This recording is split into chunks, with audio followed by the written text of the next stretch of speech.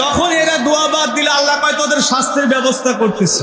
কি শাস্তি? আল্লাহ কয় যে আমি গরম দিয়া তোদের দোয়া করার ব্যবস্থা করতেছি। যারা দোয়া করা বন্ধ করেছিল গরমে দেখে তারা মাঠের মধ্যে যাইয়া ঠিকই তাদের দোয়া করা লাগছে। কথা বলেন ঠিক কিনা? তাহলে আল্লাহর বিরুদ্ধে গেলে সে কোনোদিন কি আল্লাহর প্রিয় বান্দা হতে পারবে না? জোরে বলেন। আমরা ওলি আল্লাহর দরবারের মানুষ, বিশ্ব জাকিরে মঞ্জিল পাক দরবার শরীফে ফরজ নামাজের পরে সুন্নত, নফল, ওয়াজিব, মুস্তাহাব, মুস্তাহসান যত আমল আছে, মুনাজাত যা কিছু আমল আছে আমার পীর আমাদেরকে দিয়ে করা। কথা বলেন ঠিক কিনা? আমরা কি নফল নামাজ বাদ দিব না? মুনাজাত বাদ দিব না? আমরা কি জানাজা নামাজের পরে দোয়া বাদ দিব না?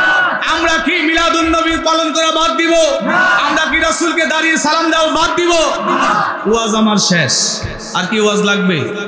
যারা বলেন আকীদা ঠিক করতে হবে। কিয়ামতের আগে যদি আকীদা ঠিক না থাকে, নামাজ, রোজা, হজ, যাকাত, টুপিদারি, লম্বা জুব্বা, বড় বড় আল খিল্লা, দাওরা বাস, হেফতা বাস, কামিল বাস, যত বড় ইলম অর্জন করুক 4 পয়সার দাম নাই। কথা বলেন ঠিক কিনা?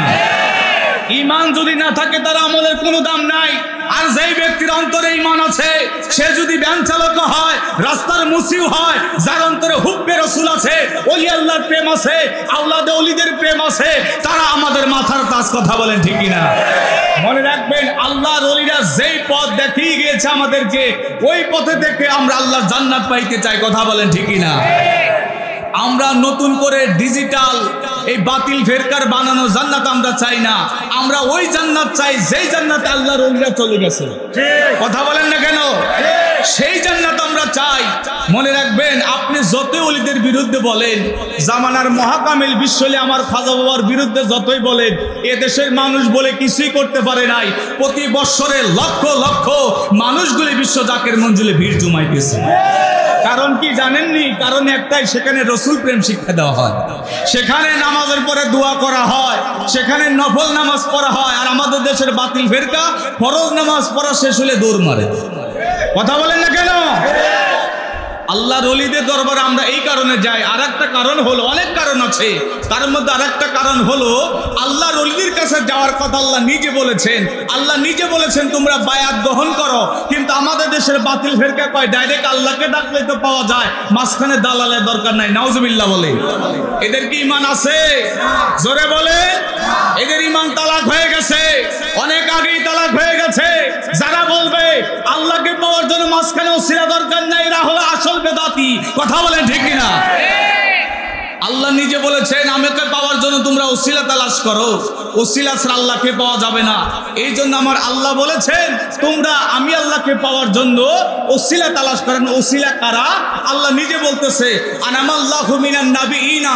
হাত উঠান, হাত উঠান, হাত উঠান, এভাবে বলেন আনামাল্লাহু মিনান নাবিয়িনা ওয়াস সিদ্দিকিনা ওয়াস শুহাদাই ওয়াস সালিহিন। আল্লাহ কয় 4 শ্রেণীর লোকের কাছে গেলে আমি আল্লাহর সন্ধান তোমরা পেয়ে যাবে। এখন 4 শ্রেণীর লোকের কথা আল্লাহ নিজে শিখায়া দেয়। কিন্তু আমাদের দেশের বাতিল ফেরকা আমরা যদি আট্টসি যাই, গরু ছাগল হাঁস মুরগি নিয়ে যায়, আর আমাদেরকে বেদাতি বলে। কথা বলেন ঠিক কিনা? আরে আল্লাহ তো নিজে বলেছে তোমরা ওলিদের দরবারে যাও, ওলিদের কাছে যাও। আল্লাহু আকবার বলে। বিশ্ব জাকির মঞ্জিলের বিরুদ্ধে বলে কিছুই আজ পর্যন্ত কেউ করতে পারে নাই, পারবেও না। এখানে আসার পরে শুনলাম অনেক ভাইরা নাকি মাহফিল দেখে হিংসা করেছে। মনে রাখবেন, কত মানুষ হাসে, কত মানুষ হিংসা করে। আমরা বলি তোমরা হাসতে থাকো, তোমাদের হাসে একটা ডিমও দিবে না। কথা বলেন ঠিক কিনা? এখানে আসার পরে আমার একজন প্রিয় উস্তাদ, উস্তাদুল উলামা মুফতি ইউসুফ জামিলের কথা মনে হয়ে গেল। এই তারাগঞ্জে ওনার সাথে আমি 10 বছর আগে একটা মাহফিল করেছিলাম, বাহাজ মাহফিল। এখানে একটা বাহাজ মাহফিল, আমি ছিলাম ছোট, তখন আমার দাড়ি মোজ ওঠে নাই। প্রথম মিশন আমাকে দিয়েছিল ওয়াহাবিরা। এই তারাগঞ্জের মধ্যে তারা মুফতি ইউসুফ জামিলের কাছে তারা 5 মিনিটও টিকতে পারে না। আল্লাহু আকবার বলে। কারণ বিশ্ব জাকির মঞ্জিলে দরবার শরীফে তাবারক খেয়ে যারা আলেম হয়েছে, এদের সামনে কোন বাতিল ফেরকা 5টা মিনিট কেন 2টা মিনিটও টিকবে না। কথা বলেন ঠিক কিনা? আমরা ওলি আল্লাহর দরবারের মানুষ। বিশ্ব জাকির মঞ্জিলে প্রতি বছর মানুষ লক্ষ লক্ষ মানুষ খাইতেছে, সেই খাবার ফুরায় না কেন? কারণ আল্লাহ পাকের রহমত সেই দরবারে আছে। আছে কিনা বলেন? হাত উঠায় বলেন আছে কিনা? হাত নামান। আল্লাহ পাক সুলাইমান আলাইহিস সালাম একদিন আল্লাহ পাকের দরবারে বলতেছে, ওগো আল্লাহ, আমি আপনার মাকলুককে খাওয়াইতে চায়। সুবহানাল্লাহ। বলে খাওয়াবে, তুমি তো পারবে না।